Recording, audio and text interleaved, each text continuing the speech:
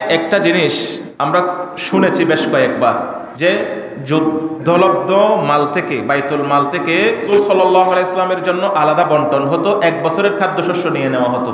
রিজিকটা কিরকম? এরপরে বর্ণনা পাওয়া যায় হযরতে আয়েশা সিদ্দিকা রাদিয়াল্লাহু তাআলা আনহা থেকে 3 মাস পর্যন্ত 3টা চাঁদ দেখেছেন, চুলার মধ্যে আগুন জ্বলে নাই, চুলার মধ্যে আগুন জ্বলে নাই। এগুলো যখন পড়তেছিলাম নিজের ভিতরে কেমন জানি একটা অনুতপ্তের সৃষ্টি হয়েছে। তাদের পরিবারগুলো, তিনার পরিবারগুলো, পবিত্রা উম্মাহাতুল মুমিনিন গুলো কিরকম ধৈর্যের পরিচয় দিয়েছিলেন যে 3টি মাস চুলার মধ্যে আগুন জ্বলে নাই। মা আয়েশা রাদিয়াল্লাহু তাআলা আনহাকে জিজ্ঞেস করা হয়েছিল, আপনারা কি খেয়েছিলেন, কি খেতেন? তখন তিনি বলেছেন, আত-তামারু ওয়াল মা, খেজুর এবং পানি খেতাম। 3টা মাস অতিবাহিত করেছেন খেজুর খেয়ে, পানি খেয়ে।